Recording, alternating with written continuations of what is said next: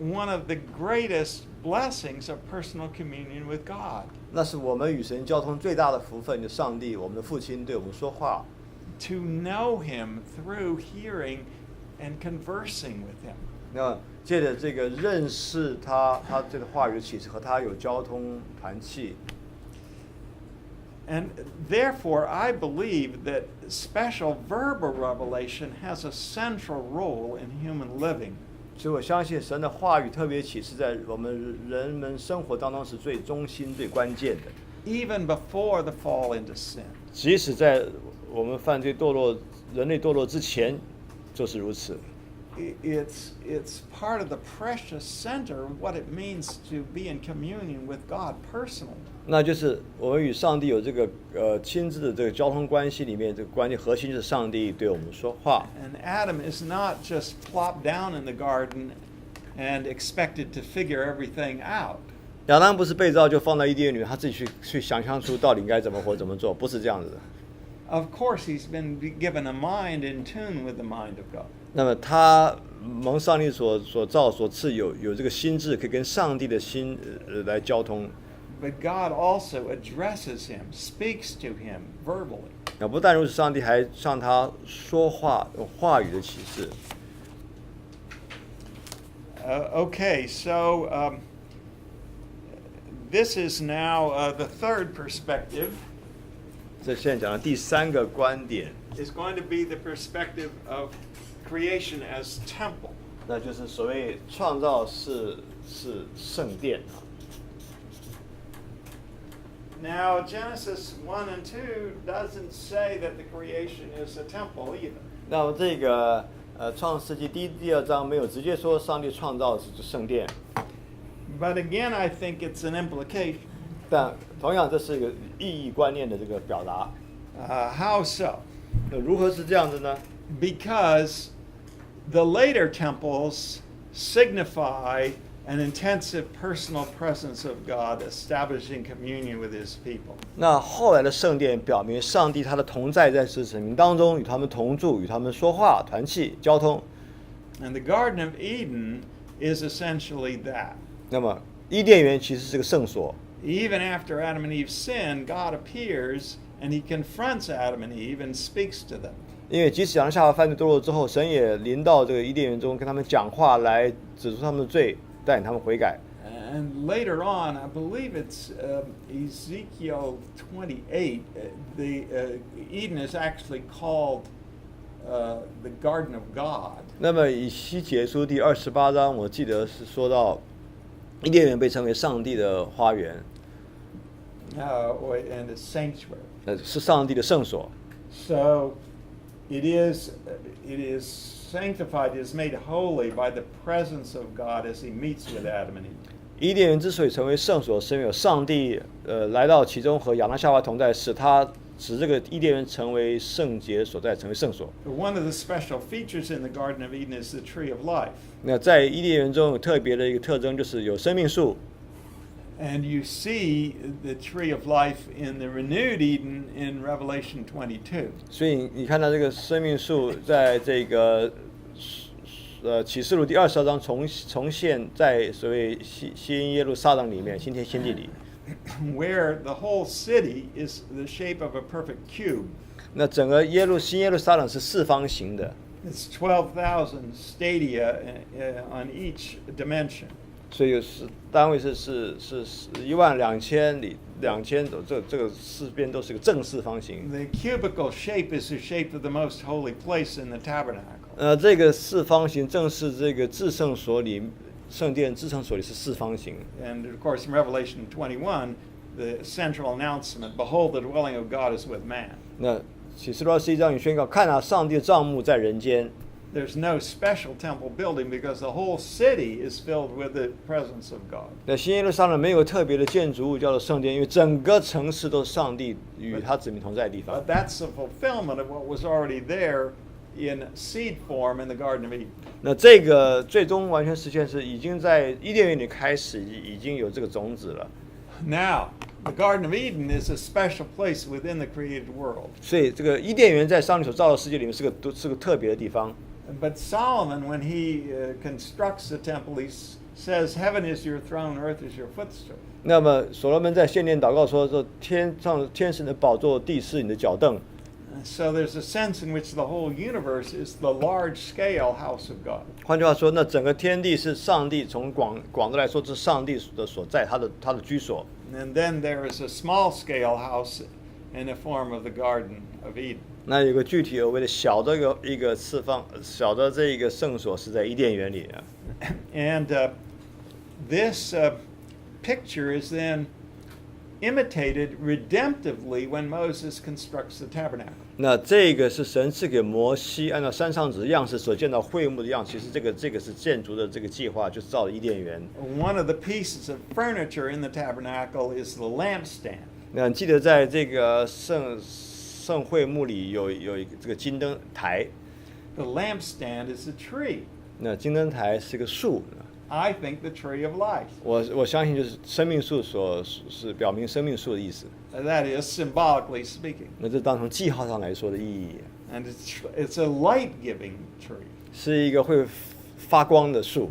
Representing the life of God. 是代表上帝的生命。Which is of course what the tree of life symbolized too. 那就是所谓这个生命树所预表的生命就是人的光。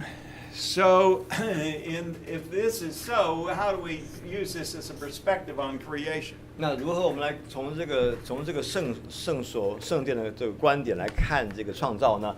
The miracles of creation are essentially the erection of God's cosmic temple. 所以就是说，这个圣所这个图画这个样式，其实是讲到上帝掌管整个世界，是他所掌管的宇宙万物。Once the temple is erected, then you have providence. 那当这个圣殿这个在这里的时候，你就发现有个问题了。Now, the temple is not, in some respects, an ideal representation of providence. 因为从某种意义来说，这个圣所并不是一个完美的表达上帝的护理的方式。That is the Solomonic temple. 我们讲的是所罗门的圣殿。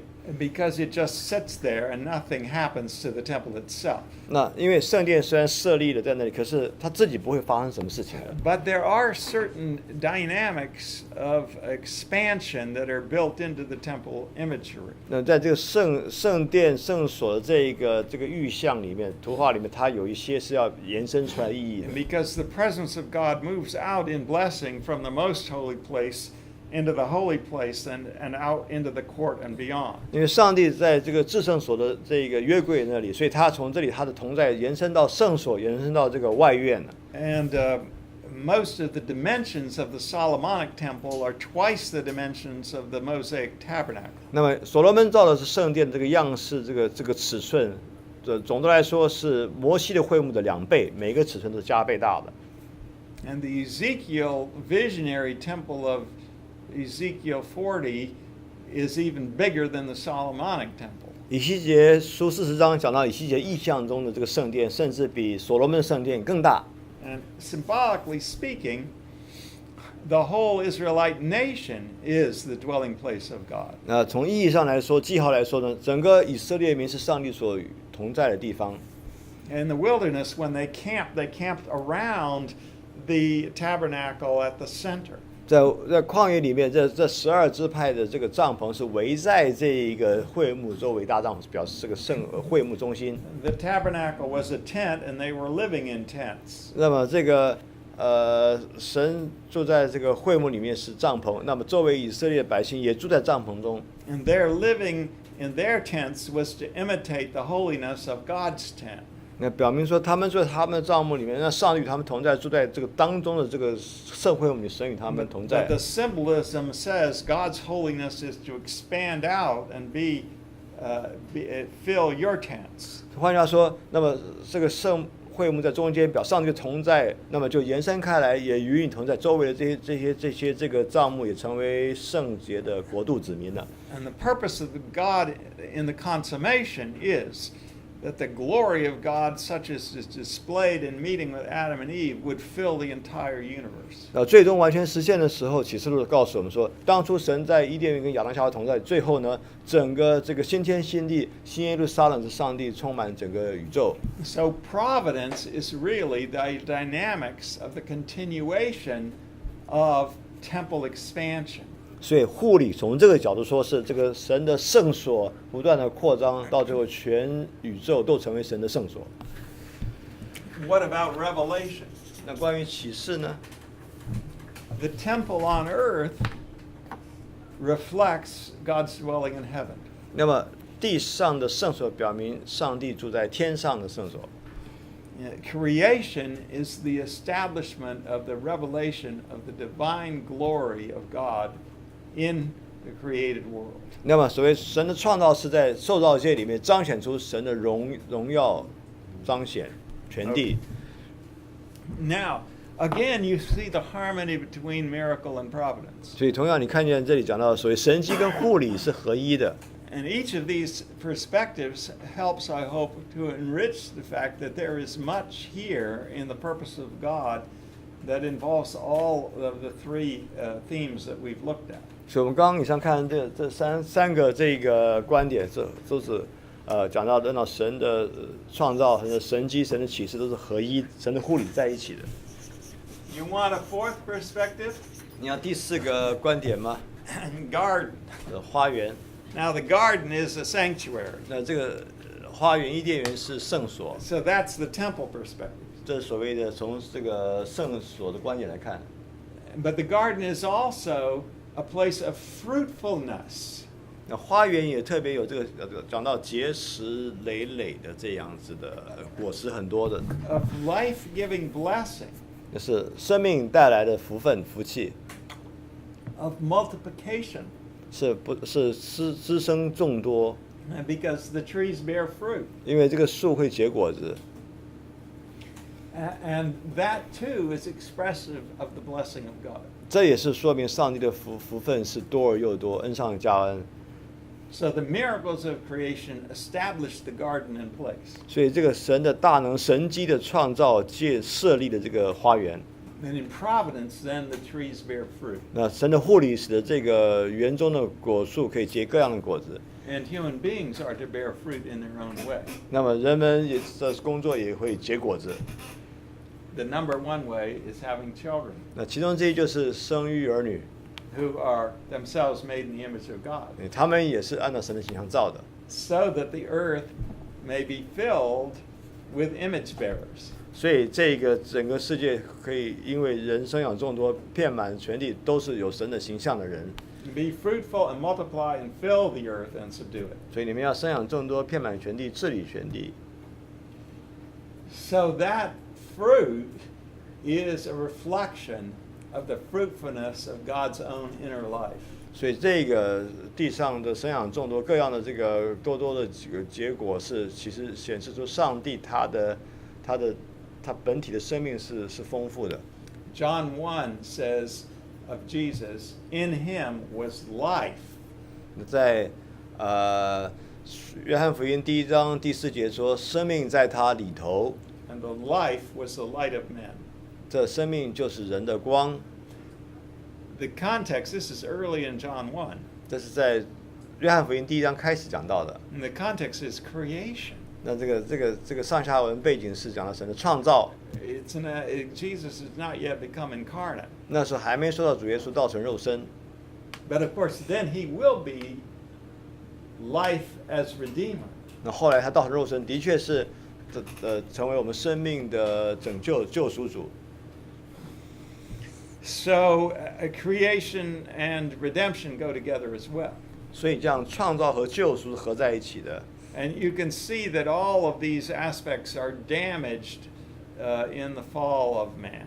所以你看了这一切，在人堕落之后就被玷污，就损坏了。But let's go on. 我们继续。So we could deal with the patriarchal period and the flood of Noah. 我们可以讲到这个族长时期挪亚洪水的时候。But the themes of offspring and land and fruitfulness are there in Noah. 这个所谓的挪亚之约里面，看见有这个后裔、土地还有这些结果哈。Rather than giving you detail, I'm going to go straight on to Exodus. 那没有办法给你细节讲，我们现在直接进到出埃及。And I believe that the theme of sonship is still there in Exodus. 那在这个出埃及里面，我们仍然看见所谓这个儿女名分的主题。Exodus 12 in particular. 特别是出埃及第20章。Exodus 12 is the story of the death, the Passover, and the death of the firstborn of Egypt. 出埃及记对不起，12章是讲到这个逾越节，那天使击杀长子。But God says to Pharaoh, Israel is my firstborn son. 主耶和华对法老说：“以色列是我的长子。” So the motivation of the miracles of the plagues is the deliverance of God's son. 所以这个十灾是要显示出上帝如何救赎、拯救他的儿子脱离出埃及的奴役。And God's love for his son Israel and his promises of commitment to Israel are what lead to warring against the Egyptians. 他的对他儿子以色列的爱，对他儿子以色列的应许，那使得这个埃及人担心了。So the second theme is a theme of war. 对，第二个有关的这个主题，这就是所谓战争、征战。Divinely conducted war. 这是神他所施行的这个征战。Important to stress that because war in our own time is such a horrible thing to behold. 那么这个战争呢，对今天我们来说是非常恐怖的事情。Given the existence of sin, sometimes there seems no way to avoid war. 人类因罪恶，这些战争看来有时候不能避免。But there's an immense amount of suffering and death. 在那里，我们看见战争带来是死亡和痛苦。And so people have many people have very negative attitudes toward war in general. 对人们一般来说对战争都是怀着这个负面的态度。And I believe there can be such a thing as a just war of defense. 我相信是有所谓正义战争可以用来防卫的。But even there's never perfect justice. 但是即使在所谓正义战争里面，也没有完美的正义。So we must make a clear distinction when we've got God conducting war. It's the God of perfect justice. 所以，当我们讲清楚，就是上帝他开始的战争，他所做的战争是完全的正义的战争。And He's also the God of perfect holiness, and so there's a seriousness about punishing those who have rebelled against Him. 因为他是圣洁公义，所以他必定要刑罚那些悖逆他、违反他、抵挡他的人。And in Exodus, the story is partly the negative story of God crushing the enemies of His Son. 所以出埃及记那是显示是负面来看，上帝如何以他是大能的战士的来击垮这个迫害他儿子的这些埃及人。But it's also the positive story of God delivering His Son Israel from slavery. 正面来说，上帝借这个战争拯救他的子民，他的儿子以色列脱离被奴役的状态。And when God goes to war, that contrasts with the preceding situation. 当这个上帝来征战的时候，是因为前面发生的情况。And that's the difference between miracle and providence again. 那这就讲到所谓神迹跟启示之间的这个差异的关系了。So there are a whole cluster of wondrous acts of God in the plagues of Egypt and the crossing of the Red Sea. 所以这有这个一连串的神迹神带领以色列民所脱离埃及的奴役，他们过红海。Well, as I pointed out at an earlier point, there is a broad sense in which when God gives food to all flesh, that is a wonderful thing. 我们读到诗篇说到上帝赐食物给凡有血气的，这是神的普遍恩典。So the Bible uses miracles as a window or perspective onto our understanding and appreciating providential acts of God. 所以神迹其实上帝赐给我们这个视窗，让我们看见上帝的这个普遍的护理，他的整个作为。And yet, we can appreciate there are times like the Exodus from Egypt where the things are just more spectacular and draw people's awe and wonder. 所以同时在救赎历史上，上帝会特殊时期施行一连串的密集的神迹，让人们的眼睛被打开，看见神何等的奇妙伟大。There's also the theme, it's less visible, but it's there, of new creation. 那在这个出埃及里面也比较看来不太那么明显，是有这个所谓的这个新的创造。The people of Israel come out into a new life of freedom before God. 那么以色列人从埃及为奴之家被领出来，在上帝面前成为一个自由，一个新的开始。And eventually, through many struggles, they come into a new land, the land of Canaan. 经过这旷野，他们进到这个迦南地，才成为新的国家哈，在那里。A land flowing with milk and honey. 当然是流奶与蜜之地。So this is depicted as like a new paradise. 这可以迦南地可以称为是一个新的乐园哈。And Israel is the new Adam. 那以色列可以说是新的亚当啊。Who's given dominion over the paradise. 是得到神所赐给这个治理的权柄来统治这个乐园。If only Israel will access God in the tree of life and not go against God's commandments. 那只要以色列人听从神的话，就可以得到生命树这个应许的福气，不要违背上帝。But of course, in some ways, Israel recapitulates the story of the fall of Adam. 那么很遗憾的是，以色列子民重复他们的这个祖宗亚当的情况，也犯罪堕落了。And you can see how the sonship of Israel is a failed type or symbol in comparison with the true sonship of Jesus. 你看见以色列像亚当一样失败，是一个败家子的这个图画，从反面反照出耶稣基督是真正顺服天父旨意，他是上帝的儿子。And some people can be afraid to say that Israel is a type of Christ. 所以有些人呢可能会害怕说，以色列人怎么可以成为主耶稣的预表呢？ Because they can say, well, Israel failed and Jesus never 因为 fails. 他们说以色列人是失败的，主耶稣从来不失败。 But that's the character of every type. 那其实每一个预表都是这样的特征。Every type in one way or another is inferior to the anti-type, that is, to Jesus who is to come. 每一个预表都是从某方面，它都是不足的，都是比较低层次的，对照他们所指向那个实体耶稣基督。So you could argue then that the miracles that God works in the Exodus from Egypt are prefigures of the miracles of deliverance that Christ will work during his earthly life. 所以你可以看到以色列怎么样被神带领出埃及，经历神的神迹。那你也可以从这个预表来看见，上帝在基督耶稣里是在他地上的工作也有这些彰显。But it's interesting, the miracles are primarily negative, they're plagues. 那在出埃及的神迹多半来说是负面，是带来10个灾祸。And Jesus' miracles are positive, they're blessing miracles. 基督耶稣在地上所施行神迹都是正面，带来医治、赶鬼，带来恩典。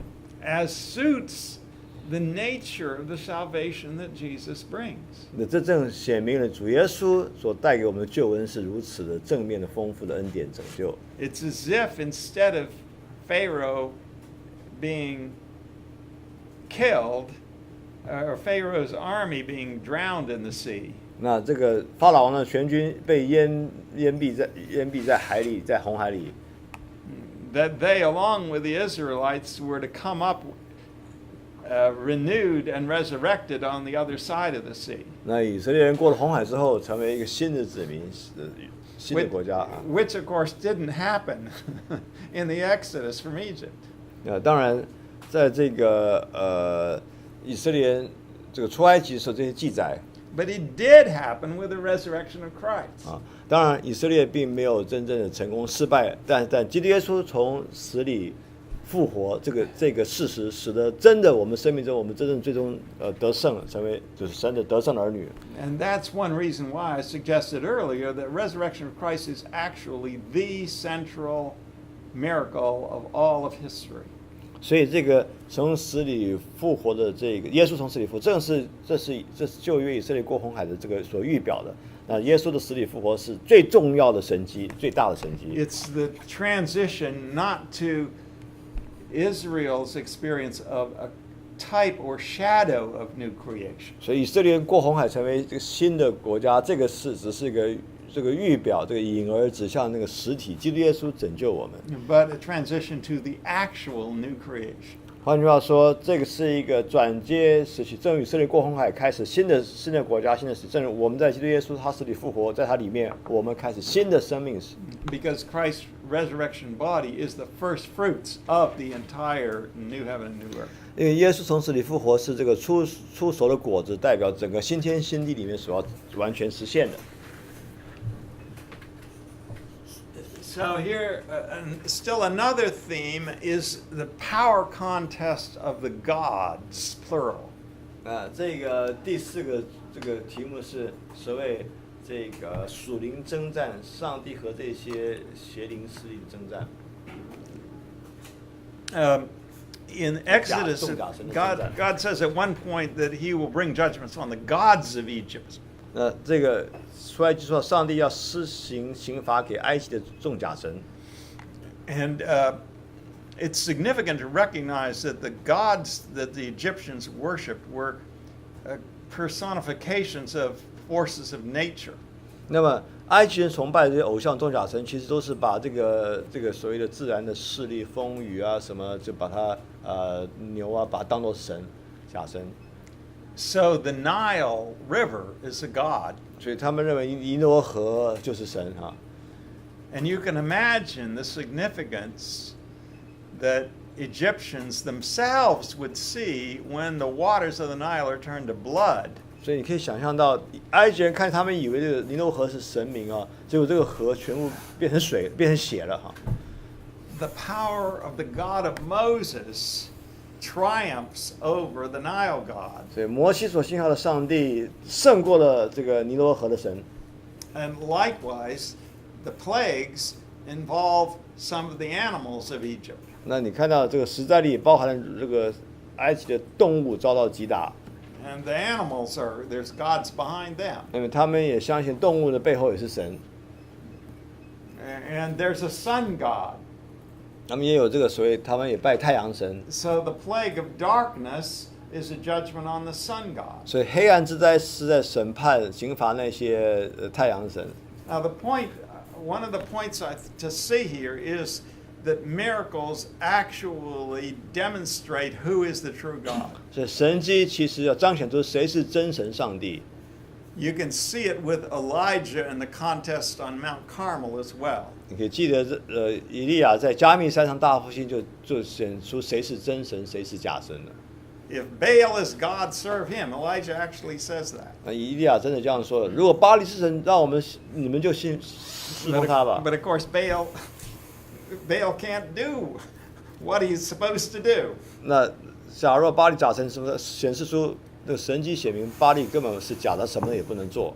And after fire descends on the offering that Elijah has prepared, the people say, "The Lord, He is God." 那所以当火从天降，焚烧了以利亚一场献祭的祭物时，人们就说耶和华是真神。So miracles are a testimony to the true God. 所以神迹是见证真神上帝的。And I'm saying it because again, we've got this problem in the Western world. 那我说这些是因为我们在西方世界有这个问题。I mentioned it in yesterday's lecture. 在昨天的讲座里有讲到了。Of miracles being an embarrassment that Christians make Christianity seem less believable. 在西方世界里，神迹好像是让基督教成为可笑的这个对象，让人们觉得不太可信。And it's led some Christian theologians themselves to say, well, miracles are only miracles if you see them in faith. 那这个甚至有些这个新派神学家说，所谓神迹呢，就是你信心里相信它就是神迹，它就是神迹。你没有这样信心，它就不是神迹，就完全打破了这个神迹的客观性了。That doesn't really work. 那把神迹推入主观感受界，这才不能解决问题。God says again back in Exodus, He says the Egyptians through these works, the Egyptians will know that I am the Lord. 神亲在出埃及宣告说，透过这些实灾、这些神迹，埃及人知道也会知道我是真神。The miracles are evidence even to the unbelieving Egyptians. 换句话说，神迹对那些不信的埃及人也是证据。But I think this thing that the importance of faith, there is a grain of truth there. 那我想在这里面有很重要的这个意义在里面。Because to really understand the miracles deeply, you have to understand their theological meaning. 要真正认识神迹的意义，深入明白，你需要认识这个它神迹的神学意义是什么。You have to understand them as rational works in the purpose of the personal God of the universe. 你要知道，神迹是这位宇宙万有的上帝，他的心意、他的理性清楚的彰显是非常合理的。And not just as something weird. 不是说人们觉得好像很怪异、奇怪的。So the Pharisees and some of Jesus' opponents saw him casting out demons. 所以耶稣的敌人法利赛人看见主耶稣赶鬼， They did not say it's just a trick. 他们不会说他们没有说这只是一个轨迹，一个表演啊，一个魔术啊。They actually admitted that it was a miracle. 他们事实上承认这的确是神迹， But they said it's a demonic miracle. 他们说这是鬼魔型的轨迹啊。He casts out demons by Beelzebub, the prince of demons. 他们说他们靠着鬼王别西卜赶鬼， So they didn't really understand. 他们承认是客观的事实，但他们不明白。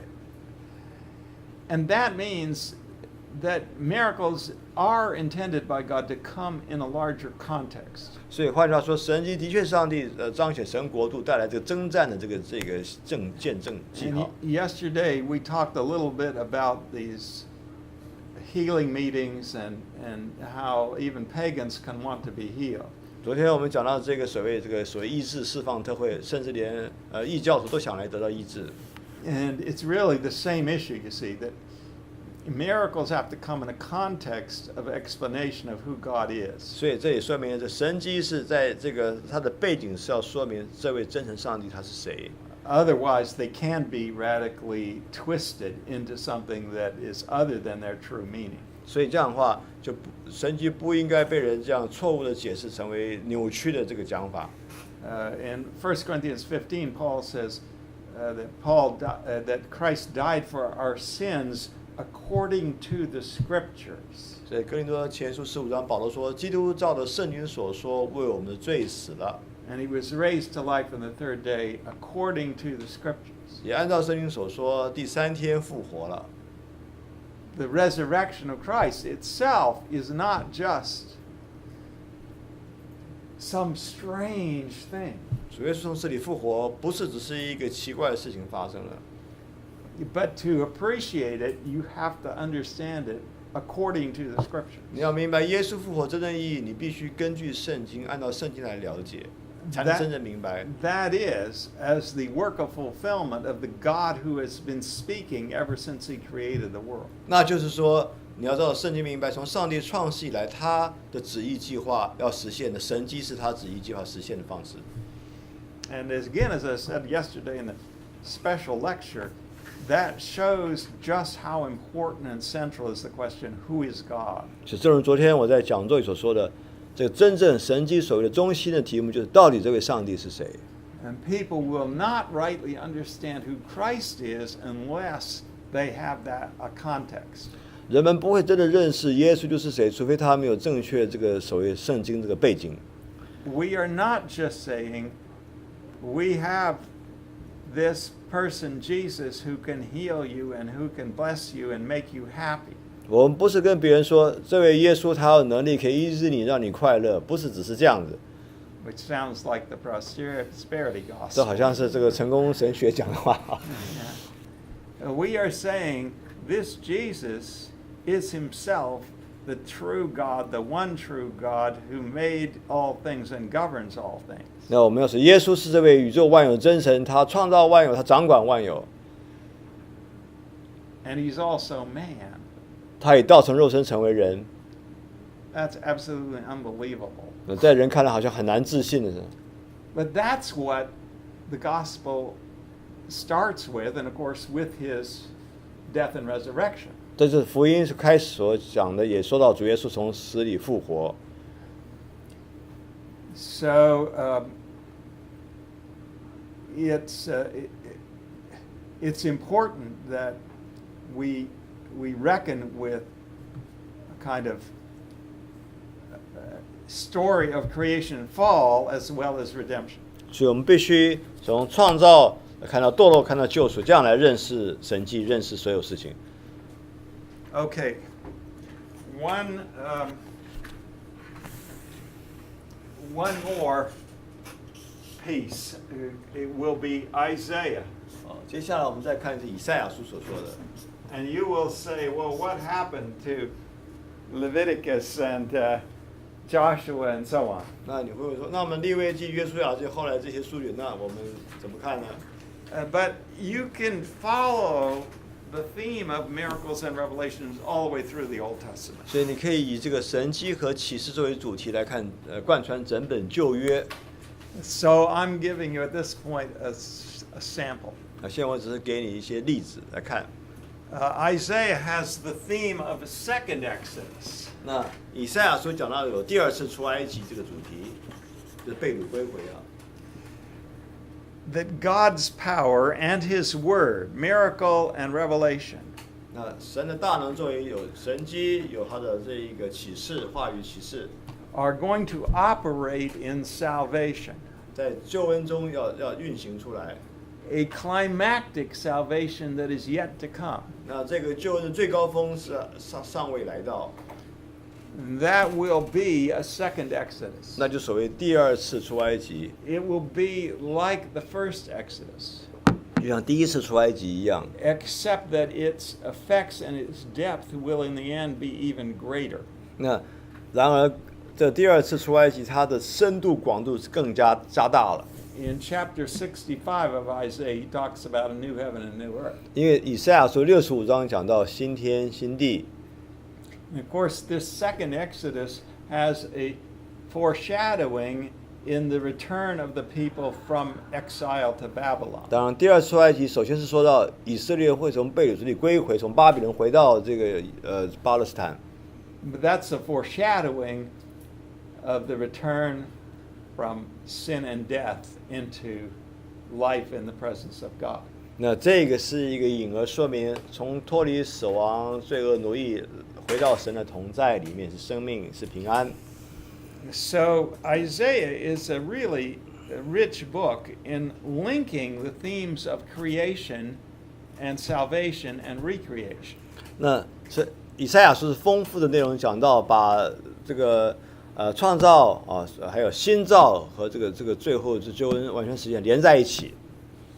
And it also underlines once again how miracles and revelation are in the service of God's total purposes of salvation. 也在强调所谓的话语启示和神迹都是要来实现上帝最终的这个救恩救赎的目的。And Isaiah includes a polemical attack on the idols. 那么以赛亚书也包含了这个上帝如何来斥责这个偶像。And this is like the indirect polemic that is there in Genesis 1 against the polytheism. 那正如这个创世第一章所这个含义，就是讲到这个神赐下这个启示来斥责这个多神论、多神主义。Word and deed go together. 所以就是话语和行动是在一起的。 The word of revelation and the deed of miracle. 所以话语启示启示，那么所谓行动启示就是神迹。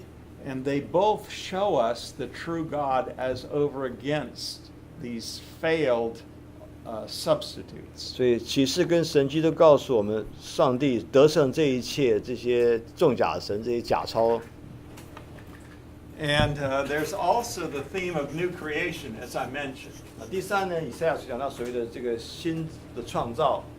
So miracles are actually linked to the created order as works that lead to the new creation. 所以这个神迹是上帝用来创造的世界，它也直接指向将来这个新造的这个新天新地的世界。Miracles are acts of the justice and goodness of God. 那神迹是上帝的公义和慈爱的大能作为。So again, their rationality is clear given who God is in his personal character. 所以神迹是非常合乎真理的，因为显示出上帝他是谁，他的属性是什么。Okay, so that's Isaiah in a few words. 那这是论到以赛亚书有关的。I think it may be that the Apostle Paul quotes from Isaiah more than any other book of the Old Testament. 我想保罗引用旧约圣经引用最多的是以赛亚书，超过他引用其他的书卷。I'm not sure. The book of Psalms may compete. 也许那个诗篇也有很多引用我不太确定。At any rate, a very significant book in terms of its themes in addressing miracles and revelation. 所以以赛亚书讲到论到这个启示跟神迹这个主题是非常重要的。Now, capital D is the Gospel of John. 大写字母 D 下面讲的是约翰福音。And I'm not going to fill it in at all.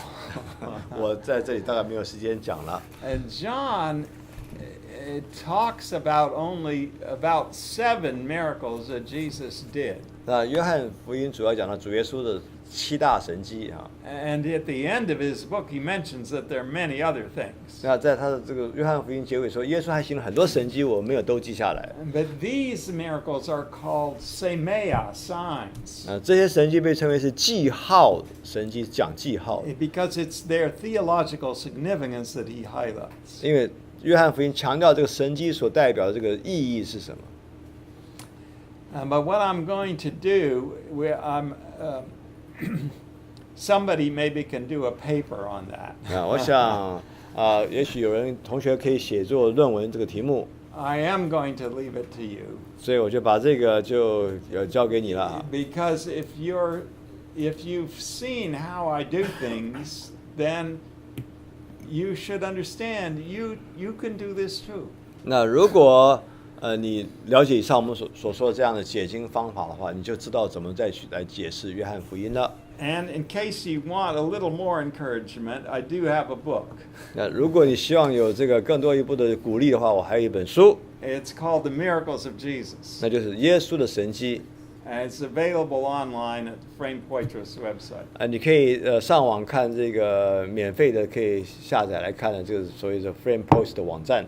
And there's a section there on the miracles in John. 那裡有一段講到約翰福音所說的神蹟。And then there's a larger section on the miracles in Matthew. 那另